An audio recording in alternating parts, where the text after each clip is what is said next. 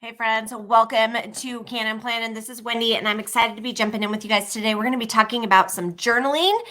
Tool of 12 has some new journals available, and so I just want to talk about 1, 2, and 3 different styles that we have, being lined, dot grid, and our new one, which is blank. So we're going to talk about those a little bit. Before what we do, let's talk about what you're going to get from journaling. Journaling is a place for you to have self-reflection.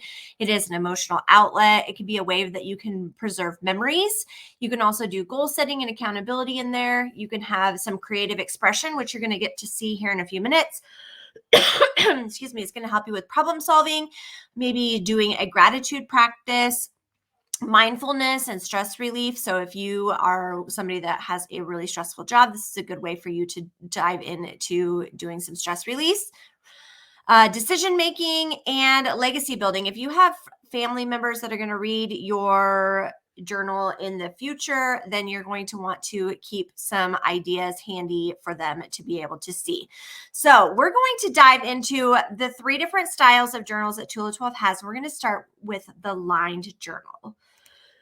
Excuse me. The one I have here is the Anchors Journal. And as I'm going through it, you're going to see that there are places where I have used washi tape, different colors of pens. I have used highlighters. I've done some doodles. I've made some decisions based on here. I've done some breakdowns with some tree branches to get some ideas generated.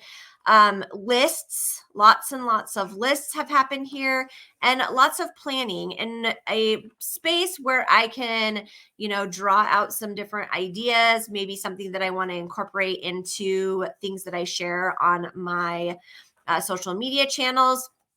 Lots of note taking, moving things around, and giving myself an opportunity to have some space to be able to do that. I do not use my aligned journal for journaling. I use it for mainly ideas, note taking, and brainstormings for different things. So some other things that you could use a aligned journal for are daily journaling, again, the note taking, maybe creative writing. If you're somebody who likes to write, maybe poetry or short stories. You can also do goal setting in here. And then a lot of my planning friends actually use their line journal to do some gratitude. So just a line a day for you to be able to write out some ideas that you can use in your journal. So that is a lined journal. The next one that we're going to hop into is our dot grid. This is the one that I have been using the most as of late because I've been doing some different things with it. The first thing that you're going to see in here is that I have been utilizing this as a bullet journal. So as you open up the pages, you're going to see some of the different spreads that I've done. I have a perpetual calendar, so I can write notes and do some scheduling in there. I'm tracking temperature and weather, the books that I've read, the monthly designs that I'm using. And with Tool of 12, we get create, organize, and plan kits every month. And that's what I've been utilizing for this particular layout. So as we get the different ones, I'm going to add these in here. Just some doodles that I was playing with, the new stencils, movies that I've watched, tracking social media, chores, and then 24/24s in 2024 means I'm going to do 24 things 24 times in 2024. One of them I have completely finished, but the other ones you'll see that some I haven't started and some they are in works. Tracking dreams. Version of Savopoly. This was a nice doodle that I drew up, different layouts that I put together so that I could share them. Goal setting, and then we're going to hop into what my actual planning looks like. So this was December of last year, wrote out my own calendar, did my own layouts, content planning. I do actually use my bullet journal to write in. It's got mistakes and lines and dots and things that go see through. I've got habit trackers, different ones that I utilize, different versions of content planning.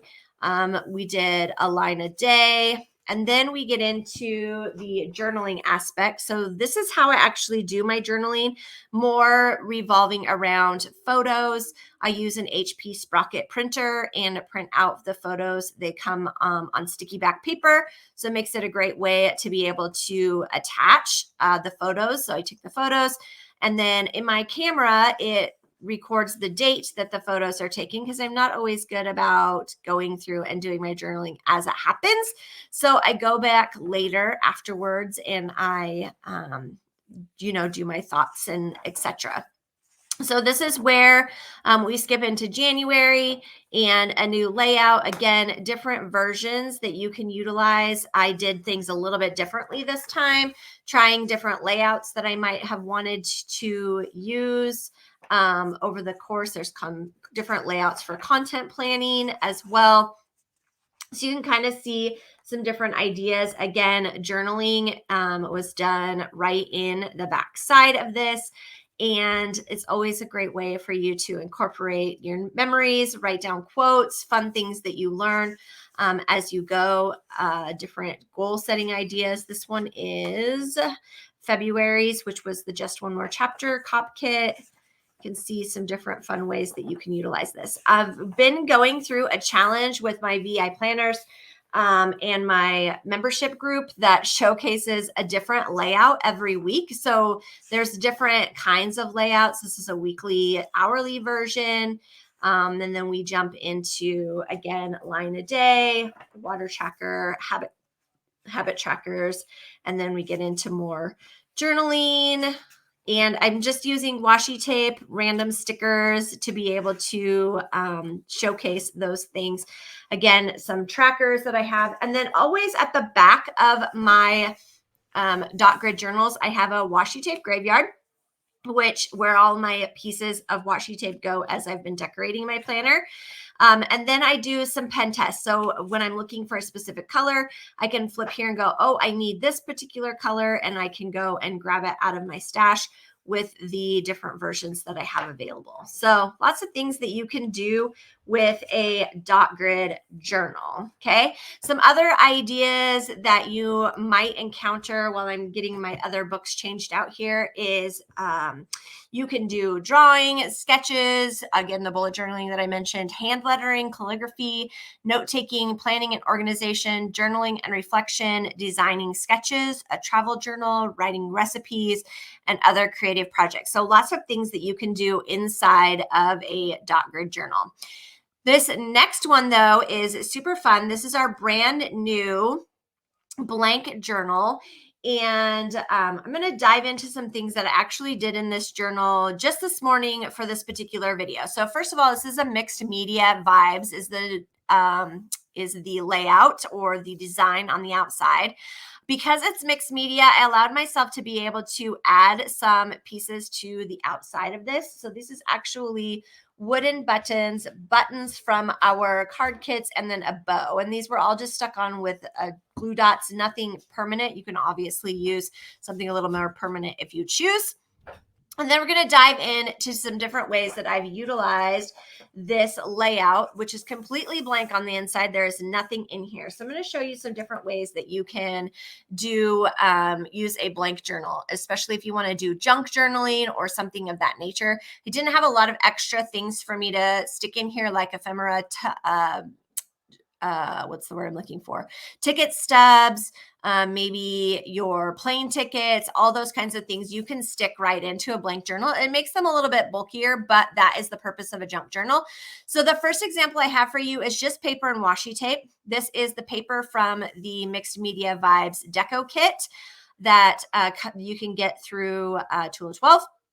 So there's got lots of greens, black and whites, some teals, pinks, all of those kinds of things. And then these are the two different washi tapes. One is a very broad washi tape. One's a skinny washi tape.